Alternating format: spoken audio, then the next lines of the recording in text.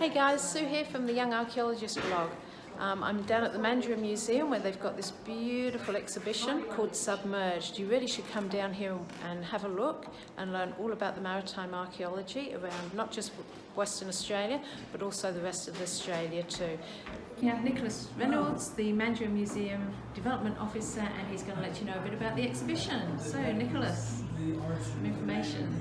Well, currently on display at the museum for the next month throughout all of August is the Submerged Stories of Australia's Shipwrecks exhibition, which has been put together by the National Maritime Museum of Australia to tour nationally and to highlight the rich sort of heritage of Australia's shipwrecks, which is something which, Australia being, as they were saying, girt by sea, almost every coastal community has not just one but a number of them.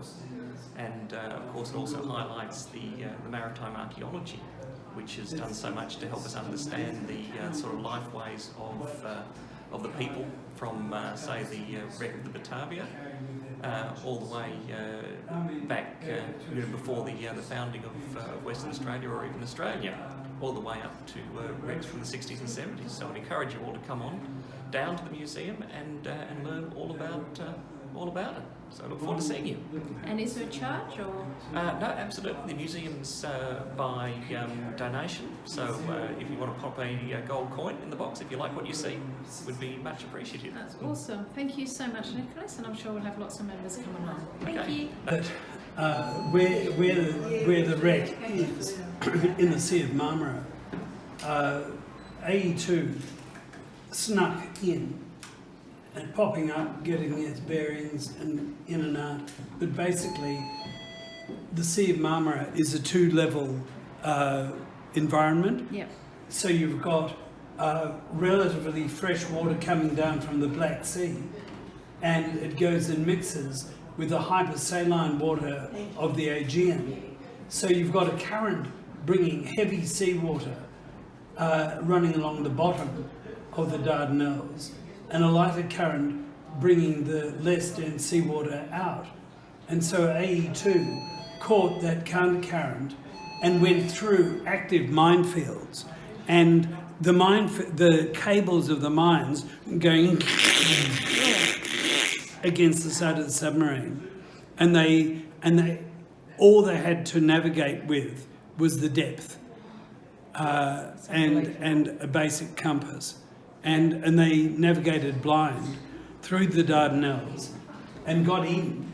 And as soon as they got into the Sea of Marmara, they serviced and put up their radio masts and went beep beep beep beep beep beep and sent the message through to the British commanding forces at Gallipoli saying we're through. And because of the submarine getting through, all the Turkish gunboats and everything were hunting for it, and so they stopped shelling during that critical first day or two of landing because they were looking for the submarine. Wow. And so AE2, the unknown Silent Anzac, saved countless of soldiers' lives by stopping them being shelled and allowed them to get up onto the peninsula and settle in.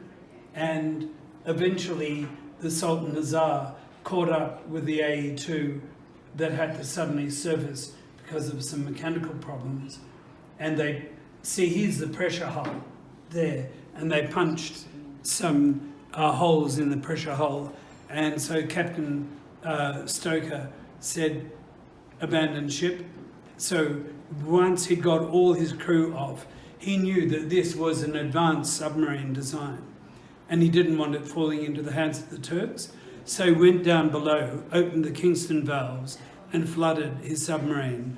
And as it was filling up with water, he climbed up through the conning tower and just stepped off with his briefcase under his arm and swam over to the Sultan Nazar and was rescued. So no one lost their lives on AE2, but several of the crew died in prisoner of war camp. Yeah, it's part of the Anzac story you don't hear about, isn't it? No, well, because it's done by the Navy. Yeah. The Navy had the success. Yeah. The army had the failure. Yeah. And so Australians celebrate, like Burke and Wills, the Yeah. failure of people. Yeah. The sort of gallant in death and all that. But what is amazing, this image was gained when they went back because the hatchway was left 10 centimetres open. Yeah. And so on the first trip, we were able to get a drop camera in and do some filming. And then they decided, on my advice, that the hatch cover wouldn't be able to be moved, but they would need a hydraulic jack to open it because the marine growth had Yeah. cemented it in position. So they went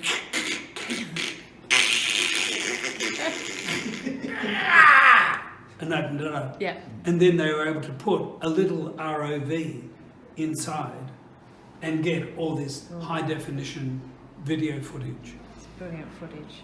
But what happened was the ROV got stuck and they had to leave it inside the submarine for a day because you can dive for half an hour, then you have to wait, decompress for 2.5 hours before you come up, otherwise you get bent. Yeah.